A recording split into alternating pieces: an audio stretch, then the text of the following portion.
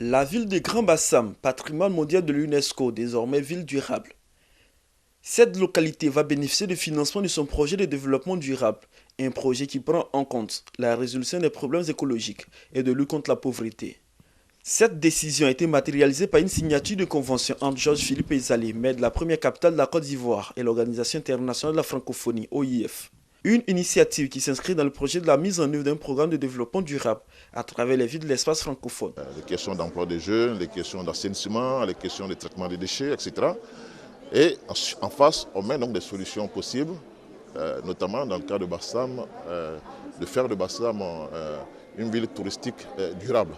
Grand Bassam va être le modèle de ville durable au niveau de la francophonie.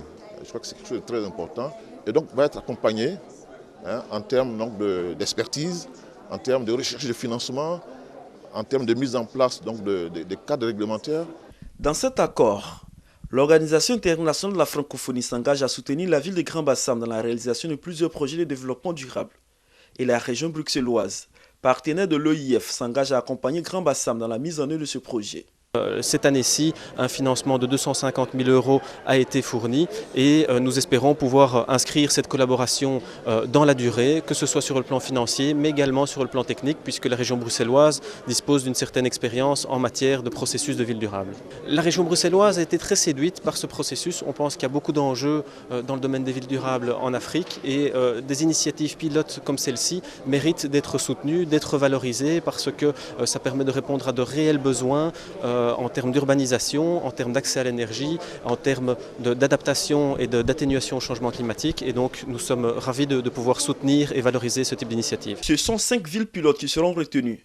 Et la ville de Grand Bassam est la toute première à concrétiser cet accord qui sera porté sur plus de 10 milliards de francs CFA pour le bien-être de la population de la première commune de Côte d'Ivoire. Un corridor écologique entre la Côte d'Ivoire et le Libéria. Il vise à créer un espace forestier reliant les deux pays. Il s'agit de favoriser le déplacement des animaux dans les deux zones. Les animaux, quand ils sont dans un milieu, quand ils sont confinés, il y a un problème de consanguinité qui se met en place. Donc pour permettre un déplacement des populations entre le Libéria et la Côte d'Ivoire, nous sommes en train de réfléchir avec nos collègues du Libéria pour mettre un corridor écologique, c'est-à-dire un espace qui permettra aux animaux de se déplacer sans pour autant détruire les plantations des populations qui vivent à la périphérie. Nous travaillons sur le corridor Taï-Grebo entre la Côte d'Ivoire et le Libéria. Donc nous travaillons sur ce corridor pour améliorer la biodiversité qui est importante pour les deux pays. Donc seul on ne peut pas le faire, il faut les deux pays ensemble pour arriver à un bon résultat. C'est un jumelage entre les forêts de la Côte d'Ivoire et du Libéria. Il concerne le parc national de Taï pour la Côte d'Ivoire et les forêts classées de Grebo et de Sabo pour le Libéria. Ces forêts sont très proches par leurs frontières naturelles. Le corridor écologique entre la Côte d'Ivoire et le Libéria est une initiative de la Fondation Chimpanzé. Il vise à protéger les animaux de ces forêts contre le braconnage. Il va permettre d'éviter aussi un contact entre les hommes et les animaux de brousse en cette période de lutte contre la fièvre hémorragique à virus Ebola. Des fumeurs en face de leur questionnaire. Ils veulent s'affranchir de leur dépendance du tabac. Depuis ce jeudi matin, ils sont soumis à des consultations foraines d'aide au sévrage tabagique. Une initiative du Programme national de la lutte contre le tabagisme, l'alcoolisme et la toxicomanie, PNLTA, du ministère de la Santé et de la lutte contre le sida. Des consultations foraines au cours desquelles les fumeurs sont soumis à des tests psychotechniques suivis de prescriptions médicales selon les cas. Pour sévrer quelqu'un, il y a 2 éléments qui sont essentiels.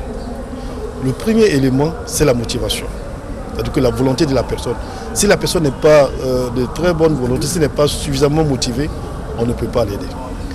Une fois qu'il est motivé, on va s'assurer le degré de dépendance. C'est-à-dire que selon les dépendants, il y en a qui sont motivés, mais comme ils sont fortement dépendants, on ne peut pas leur donner des conseils et les aider à arrêter. Donc ça va susciter la prescription de certains médicaments. Intéressés, les fumeurs ont démontré leur engagement à s'affranchir du tabac.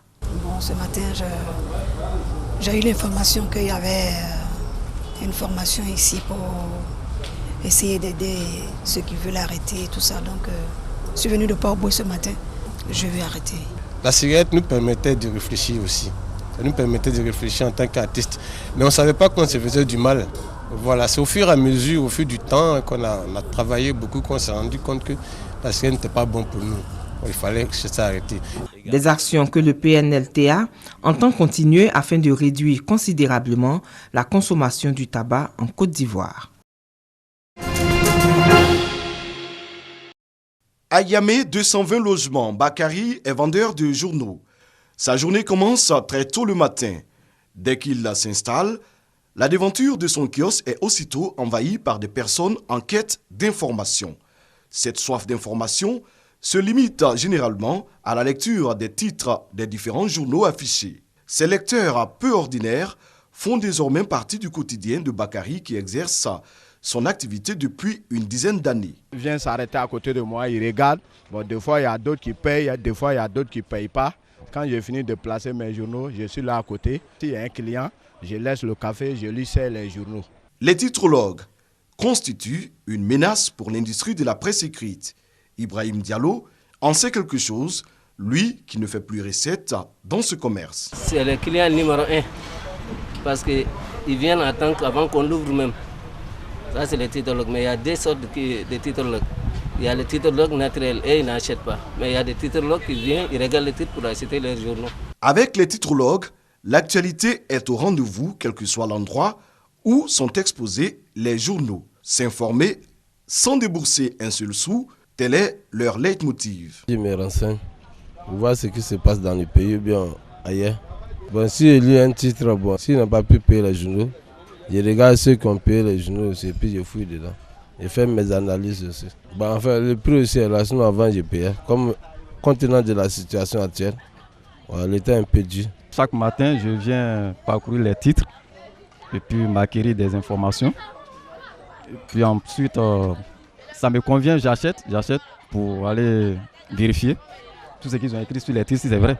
Le phénomène des titrologues demeure une préoccupation pour les acteurs du secteur de la presse. Comment l'enrayer? La question reste posée. La capitale du Bunkani, dans le nord-est de la Côte d'Ivoire, au rythme de la culture. Un festival pour célébrer les traditions, us et coutumes. Il y a les danses, mais autour des danses, il y a tout ce qui est richesse culturelle. Il y a les rites ancestraux, il y a les objets d'art que nous allons exposer. Panthéon du spectacle, Bouna. Une troisième édition qui se veut tourner vers la diversité culturelle et le développement local, thème choisi.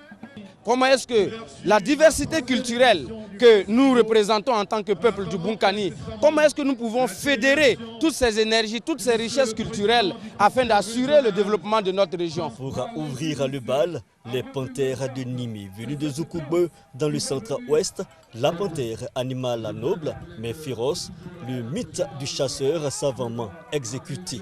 Suivent le boloy de Korogo, le tipi du Togo, et la localité d'Adiaké, mais aussi des danses du terroir à Lobi, Koulango et Malinké. Une façon de promouvoir le brassage des peuples. Et le sport mettent autour de mêmes actions des personnes de différentes religions, de différentes cultures, de différents partis politiques pour célébrer et chanter, manger ensemble, se réjouir et danser. Et donc, la culture est un élément majeur pour le brassage des peuples. Brassage des peuples et implication des forces vives, un vœu caressé par les autorités.